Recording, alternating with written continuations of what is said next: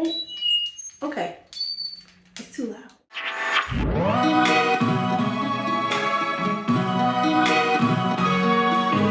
right, testing on two. Let's just do this, okay?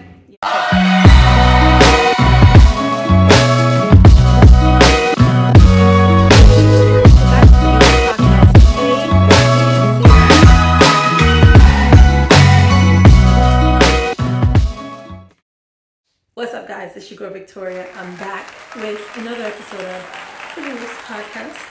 Thank you so much for being here. Today is a new day. It's Monday. It's fall. Fall season is upon us. This is actually my favorite time of year. I love the fall time because I don't know. I just feel like after my birthday, I have like this reset, and it's like planning from the rest of the year, from September to the rest of the year is like, to me, some of the best time because it's like a time for celebrating all of your accomplishments throughout the year or getting over the humps of whatever slumps you had to endure for the year, and then you get to celebrate with like all the most fun holidays like Christmas and Thanksgiving and Halloween, and it's just fun. I know a lot of people lose their motivation around this time of year, but I get a little bit more energized around this time of year for some reason. Yeah, I don't know why. It's a reset for me. So I love the fall. I'm glad that we're here. It's a beautiful fall. Fall definitely came in kicking the door down, okay? Because summer was over on like the 20th or 21st, and the next day the temperatures were fall. So, hey, it's about the only time of year that we can say that global warming didn't affect the weather pattern. You're what? But nevertheless, there's a bit of a shift kind of happening. And in a way, I feel like we're almost shifting backwards. And I don't mean that in a bad way, but perhaps it's because of the retrograde that we are still in until like, I don't know, October or something, 1st or 3rd. And if you don't believe in the retrograde and the planets and all that, okay, but it absolutely does have an impact and absolutely does have an effect on sort of the environmental things that are happening collectively. But I'm not going to get into all that right now. But what I'm going to say is, I do feel that like collectively the world is sort of being set back. Before the pandemic, we were all gung-ho about go, go, go. I don't know, the world was a mess, and the world is still a mess. But I feel like we were all so busy and burnt out and living lives that we weren't very pleased with or happy with, and we were just kind of going with the flow. And granted, things are naturally going to fall apart anyway. If they're not supposed to be a certain way, they're going to fall apart. But I feel like things really got exposed when the pandemic hit because everybody was forced to sit down and be at home and really think about their lives. Everything was put into perspective for us. And as a result, there were a lot of changes that were made with lifestyle changes. People, you noticed the divorce rate went up because people realized that they were just kind of going along to get along. They weren't really happy in their current situations. The same with like work situations. A lot of people left their jobs because they realized either A, they couldn't perform their work remotely, or B, they just realized what was more important to them, and it was either family or pursuing passions and things that they really wanted to do versus being stuck in a role or being stuck in a job that they, didn't love. They felt like maybe life was short. I don't like to say that adage. I like to say life is too long to live it miserably. But some people like to say life is short, so, do what you love. Yeah, I get it. I understand the sentiment. And it's the same for relationships. It's the same for pursuing your passions. I get it. But I feel like now we're kind of going back to this dysfunctional way of life. Some people have taken their newfound freedom and they have run with it and they have been successful and they are flourishing and thriving. And I love that for those people, right? Because they're really understanding the essence of life and what's important. And it's going after the things you love and things that energize you and fill your cup. But then there are some people who, like me, I feel sort of this way, are still kind of stuck in this little bit of a hamster wheel, a little bit of a rut, even though we have options and there are things that we could do to really radically change our lives. we're just kind of falling back into this cycle. And I, for one, I don't want to do that. I do not want to fall back into this cycle of dysfunction. I do not want to fall back into this cycle of unhappiness, of repeated mistakes, of burnout, of recession, or whatever it was beforehand. I don't want to cycle back to that. So I'm doing some things personally to really set forth some changes in my life. But the difficulty in that is being able to manage the shift, because there is a shift. Even though I've grown to the point where I'm no longer attached to anything or anyone in particular, or any job or anything in my life in particular, which means I'm able to process change a little better than I used to be.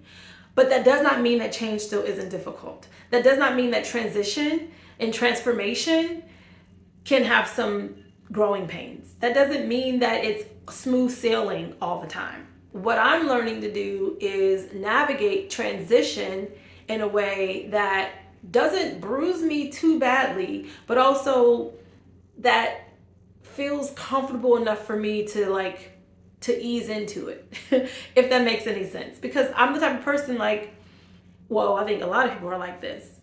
If it's too hard, you're not gonna do it. Some things are harder than others, I understand that. But because I've been through some hard things and I've gone through some hard things, I understand that I can do hard things.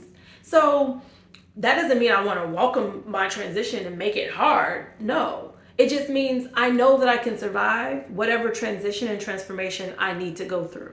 Knowing that and having that experience is what's going to help push me over the threshold to my next whatever life.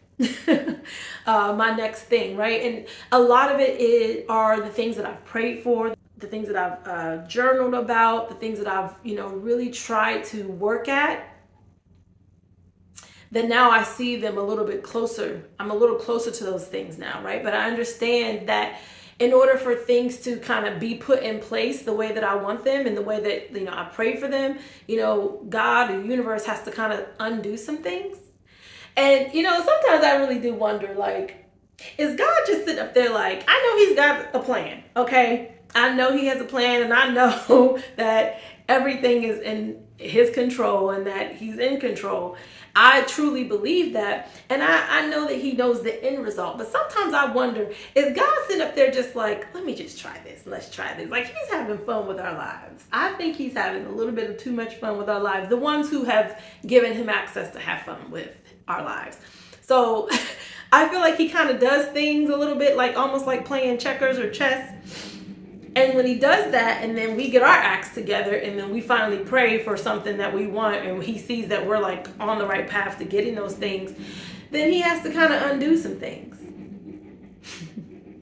Some things that we did, maybe they're not all things that he did, but maybe there's some things that we did that he's okay, let me undo that, so it looks or feels like things are falling apart.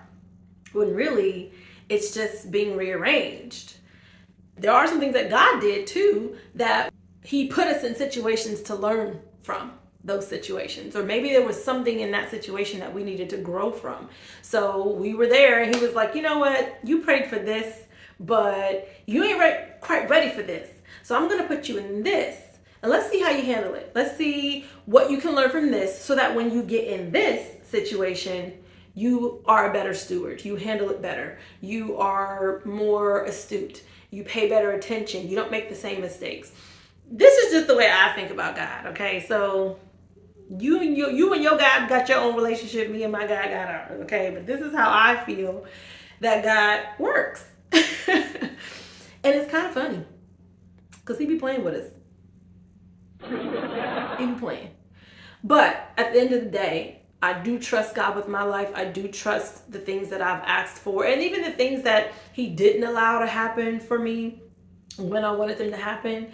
I trust that his plan ultimately. And I understand, y'all, that sounds so cliche. I get it, but it's true. I do.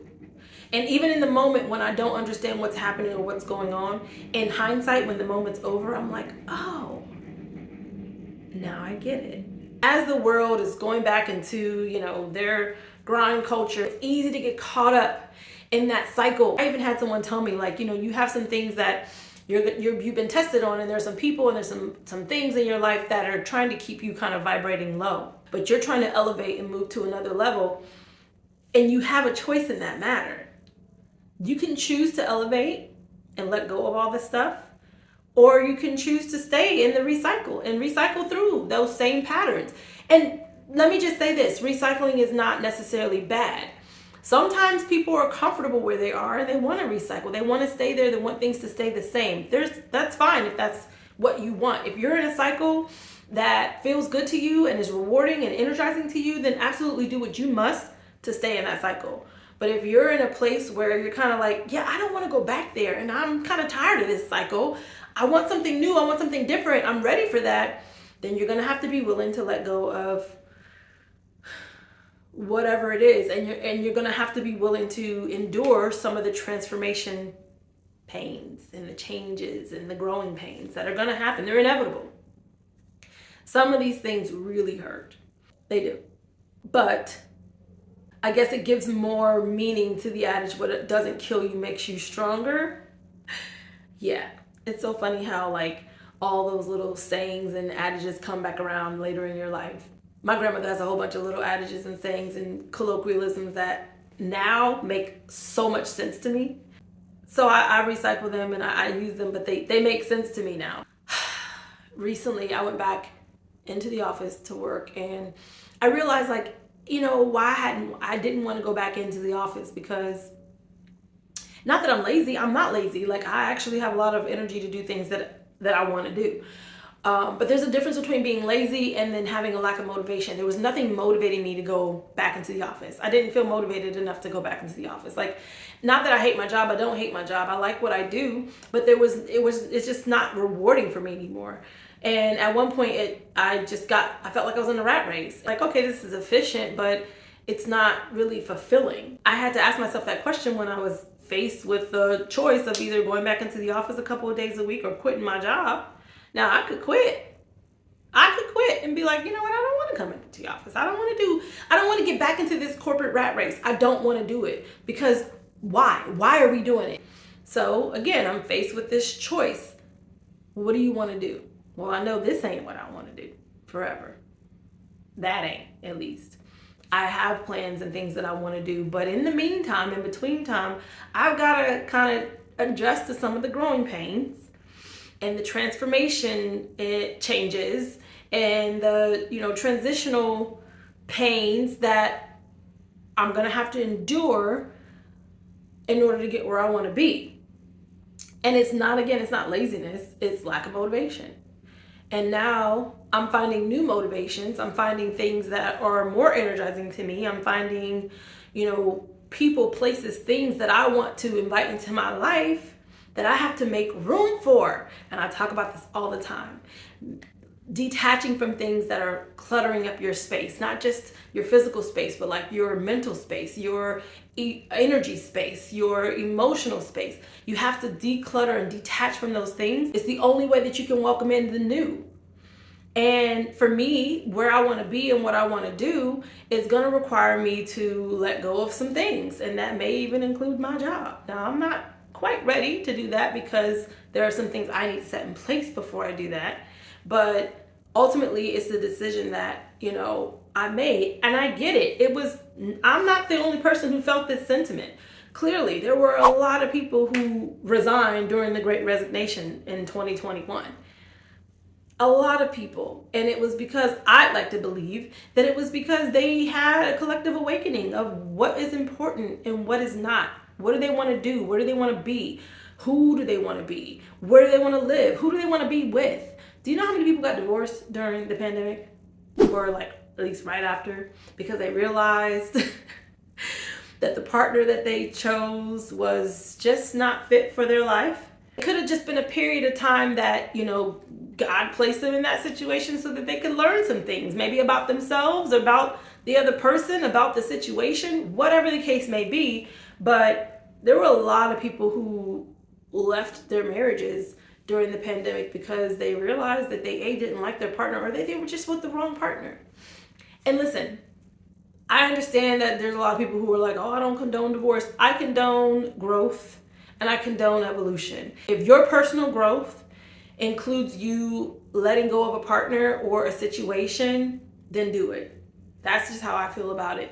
Yeah, I'm saying that partially because I have been divorced and I knew that I needed to divorce in order to evolve. I'm not saying that you should get married just to get divorced. I take marriage seriously. I do. I believe that marriage is a covenant between two people and that covenant should be honored. I saw a meme, it was kind of funny, but it was like, marriage licenses should have a renewal date the same way driver's licenses do.